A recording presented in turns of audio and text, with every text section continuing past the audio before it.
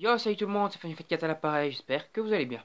Aujourd'hui, on va se retrouver pour la review de l'épisode numéro 5 du manga animé Radiant, donc manga français adapté donc au Japon par un animé japonais, donc c'est plutôt une bonne euh, réussite pour ce manga français. Je crois que c'est le premier à adapter en animé au Japon, et donc ça c'est plutôt très cool de la part des Japonais, on va dire, voilà, tout simplement.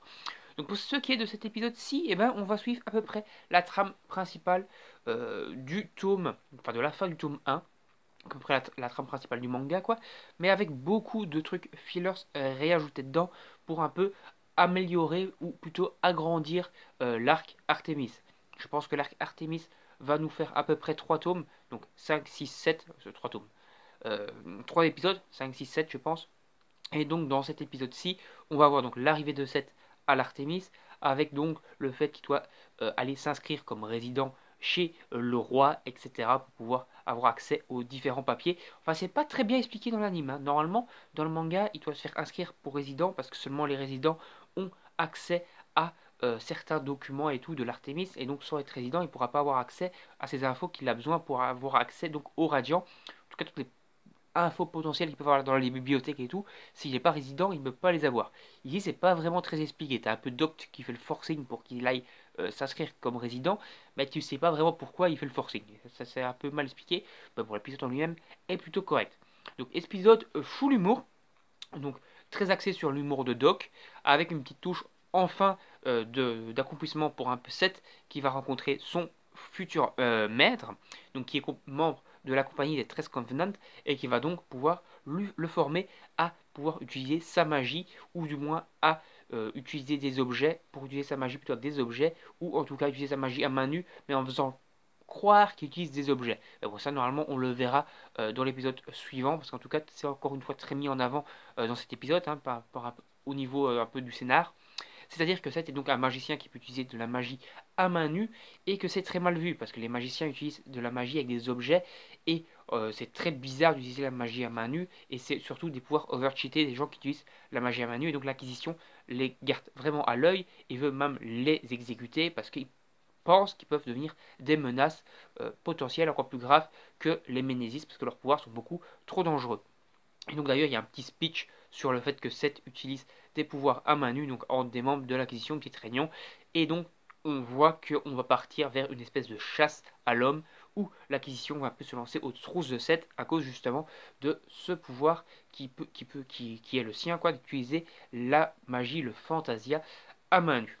Donc au niveau de l'humour ici, on va être très axé sur de l'humour de Doc qui fait du forcing pour que Seth aille s'inscrire, etc. Humour petit running gag qui à mon avis va être présent énormément dans l'anime, de Melly qui pète ses câbles, donc Melly qui est donc schizophrène, Melly qui est donc un peu une lunch de Dragon Ball. Et donc lorsqu'elle pète un câble, elle change de personnalité et elle devient méchante. C'est expliqué dans l'épisode précédent que normalement lorsqu'elle est stressée, elle change de personnalité, mais dans le manga c'est bien précisé que en fait dès qu'elle se met en colère, dès que ses émotions en fait sont un petit peu changeantes, elle pète un câble. Donc ici c'est un petit peu mal expliqué, mal branle-couillé dans l'anime, puisque dans l'épisode précédent il t'explique que c'est à cause du stress qu'elle se transforme, et ici elle se transforme en sa Mélie maléfique en fait à cause de la colère. Donc tu vois que c'est à cause de la colère qu'elle se transforme, mais ce n'est pas cohérent avec ce qu'ils ont expliqué dans l'épisode précédent. Bon, en soi, c'est pas trop grave, mais c'est un petit bémol à signaler quand même dans l'animé. Ou sinon, au niveau d'animation, tout ça, ça reste toujours très bien. Et ça, c'est quand même un bon point à soulever que l'anime, pour l'instant, est vraiment dans le haut du panier au niveau de l'animation, des musiques et tout. Ça, c'est plutôt cool. Donc, autre chose encore au niveau de l'humour, hein, qui est du coup très axé dans cet épisode, qui est également très axé dans le manga papier, hein, ça pour le coup c'est en fait que dans l'Artémis, tout coûte la peau du cul. Si tu dois utiliser par exemple de l'encre de ton stylo pour signer ne fût-ce que ton contrat pour dire que tu deviens résident, ça coûte de l'argent. Pour pouvoir marcher sur certains ponts, ça coûte de l'argent. Donc le pont qui coûte de l'argent, t'as un pont gratuit mais il menace de s'écrouler. T'as pour utiliser de l'essence, ça coûte de l'argent. Pour manger, ça coûte de l'argent normal. Mais t'as plein de trucs en fait qui sont ajoutés. C'est-à-dire par exemple, si tu manges un chocolat par exemple, tu payes de l'argent parce que tu as acheté ton chocolat, c'est normal. Mais si tu manges ton chocolat à cet endroit-là, tu payes de l'argent parce que tu as utilisé cette place-là sur le sol. Par exemple, tu es debout à un endroit précis de la ville, il faut payer autant d'argent parce que tu es debout à cet endroit précis de la ville. Et donc, la dette, en fait, tous les habitants inscrits comme demandeurs, comme logeurs, comme habitants quoi, de l'Artémis, en fait, ont des dettes. Tu commences à peu près avec 5000 euros de dettes dès le début, parce que, en fait, ne fût-ce que pour signer le papier, l'encre et tout, de ton contrat, tu as déjà des dettes qui augmentent. Et plus tu vas faire des trucs dans la ville, plus ça va augmenter. Ici, dans cet épisode, tu es déjà à 40 000 de dettes. Et cet épisode, en fait, me fait énormément penser à un épisode de Dragon Ball GT qui, avec le regard actuel, est vraiment très apprécié. Dragon Ball GT était plutôt mal apprécié, avec le regard actuel des gens qui, en fait, ont regardé ça étant gosses, hein, quand ils avaient 10 ans, comme moi. Moi, j'avais quoi quand Dragon Ball GT est sorti? 7-8 ans, je crois, en 98, parce que j'ai 26 ans maintenant, ouais, c'était un 20 ans. Ouais, je devais avoir 6 ans. Je crois que c'était de la merde. Mais avec le regard actuel de mes 26 ans, je comprends en fait tous les petites tournures, les petites touches qu'ils ont voulu mettre dans Dragon Ball GT, et j'apprécie d'autant plus maintenant l'animé. Surtout donc cet épisode qui était un épisode full capitalisme, où ils étaient donc Dragon Ball, Sangoku, Trunks et Pan sur une planète où le capitalisme était hyper important. Tu prenais une douche, ça coûtait de l'argent, tu prenais la télé, ça coûtait de l'argent, tu allais dans un hôtel, ça coûtait de l'argent, tu mangeais, ça coûtait de l'argent, tout coûtait de l'argent dans cet épisode. Et ici, en fait, on dirait que Tony Valent, donc l'auteur du manga Radiant, parce que c'est également présent dans le manga papier, s'est énormément inspiré de cette œuvre. Il faut savoir que Tony Valent est un peu un Kiku fan, un Kiku lol fan du Japon, on va dire, hein. C'est-à-dire qu'il est fan de tous les mangas, One Piece, Dragon Ball et tout. C'est vraiment un mangaka dans l'âme, c'est avant tout un fan, quoi.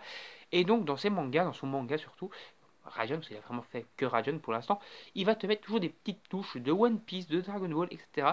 Et donc, je pense que cette planète, cette espèce plutôt de vaisseau Artemis, est vraiment un gros clin d'œil à cet épisode de Dragon Ball GT. Et donc c'est plutôt assez cool de signaler un peu ce fan service à Dragon Ball lui-même, qui est donc un grand fan d'Akira Toriyama, même si Dragon Ball GT n'a pas été fait par Akira Toriyama, mais quand même c'est une petite touche, une petite façon pour signaler tout ça.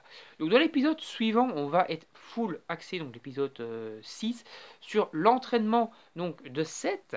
Et je pense qu'après dans l'épisode 7, on va. 7, petit jeu de mots. Dans l'épisode 7, on va encore être dans l'Artemis avec peut-être quelques petits trucs un peu secondaires, annexes, fillers de nouveau hors série. Mais qu'on va à la fin de cet épisode partir sur le fait que Doc a une mission, qu'il a trouvé une mission et qu'ils vont donc partir pour cette mission.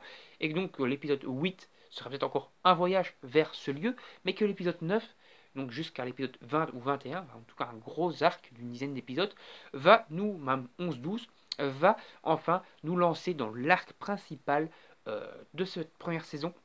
Arc principal qui court du tome 2 un petit peu. Les deux premiers chapitres, c'est encore l'Artémis, puis c'est cet arc, donc le tome 2, quasiment tout le tome 2, tout le tome 3 et quasiment tout le tome 4. C'est le premier gros arc du manga Radiant, c'est celui que j'attends, c'est un arc que j'ai vraiment kiffé dans le manga et il me tarde de le voir en animé. Donc voilà, bon, on va s'arrêter ici pour cette review qui était donc au final un petit peu un épisode, pas fillers, mais avec quand même pas mal de touches de petits fillers et beaucoup d'humour, qui était donc plutôt très intéressant. Après, je continue à dire, bon, c'est sûrement faux, hein, comme j'ai vu dans certains de mes commentaires, que en fait, ils adaptent un peu leur anime avec les critiques qu'ils ont. Parce que je rappelle que dans l'épisode 1, 2, 3, ouais, 3 quand même aussi, il n'y avait pas beaucoup d'humour. C'était vraiment très axé sur le serious business, alors que dans le manga Radiant, le premier chapitre était déjà très très humour, il y avait énormément d'humour dans tous les sens. Ici, non, ils étaient même vraiment dans le serious business. Et à partir de l'épisode 4, et même l'épisode 5 maintenant, on est parti vraiment dans le gros délire humoristique. Donc je suis occupé à me dire, comme je l'ai déjà dit dans la review précédente, je pense, que les auteurs de l'animé prennent quand même conscience de ce qui se passe, quitte à rajouter des scènes ou à couper certaines scènes, à mon avis, qui étaient prévues à la base dans le manga, dans l'anime, pour pouvoir remettre de l'humour par-dessus.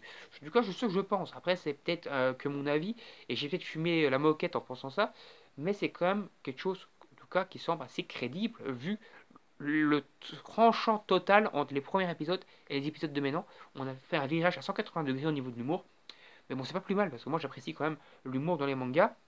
Et en plus, l'humour du manga Radiant, donc manga papier, est déjà très humoristique. Et donc, c'est quand même logique de mettre de l'humour dans l'anime, parce que ça un peu vendre l'œuvre. Tony Valent a mis de l'humour, donc autant mettre de l'humour dans l'animé également. Donc, on va s'arrêter ici. N'hésitez pas à donner votre avis sur l'épisode dans les commentaires. Donnez-moi également votre avis sur tout simplement ma vidéo en règle générale dans les commentaires.